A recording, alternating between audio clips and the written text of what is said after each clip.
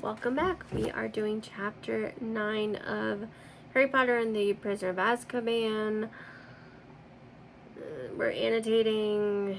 I'm going to go through the same spiel, so if you new to this, you know that we're doing this because you cannot separate the art from the artist. My point is to prove and show that there is bigotry within her work, where it is, how it looks, and yeah, anyway. This won't be the only series that I'm working on. Anyway, let's continue on. I want to keep this short and sweet. So, if you're coming here from chapter 8, then you would know that in chapter 8, they ended with the fat lady on the Gryffindor common room is gone. She was hiding. The canvas got slashed. They moved every single student, not just Gryffindor, into the Great Hall, so they're all having this giant sleepover in this beautiful castle. I'm just saying. This is also the first time that Cedric Diggory is mentioned. We do know more about him in book 4. So foreshadowing, we learn more about werewolves in this chapter. Again, going back to Lupin. Watch my previous videos when I talk about Lupin because Lupin is a werewolf if you've read the books before.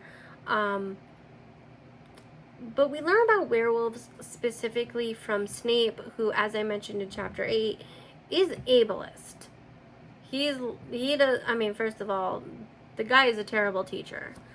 But also, he doesn't like Lupin. Lupin's a werewolf. He doesn't like, he never really liked Lupin because Lupin was friends with James Potter. James Potter fell in love with and married Lily, and he was in love with Lily. That's a whole big thing, and he just is a terrible person. Let me just say, not Lupin. Snape is a terrible person. So, all right. We also have Harry sees the black dog in when he's flying over the Quidditch. He sees a very quick glimpse of Sirius near the forest. We also have to remember that Dementors are still swarming around, and they don't care if you are the villain, supposed villain, the bad guy, the person that you're supposed to arrest. They're gonna get you, and they did. They swarmed the Quidditch field, and as Harry continues to go through these different types of events, he keeps hearing and seeing more of the visions. And that is where we end with chapter 9.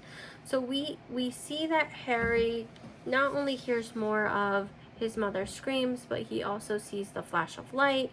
He's feeling things more with his scar. There's more and more of a connection. This is going to be important for future books because he is a Horcrux and connected with Voldemort.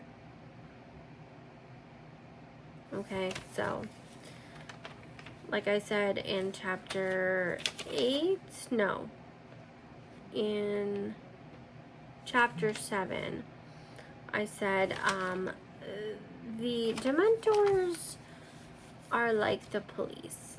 They are supposed to have this purpose, but are supremacy, right? Like, they don't care who you are. They don't care if you're innocent. They will go after you.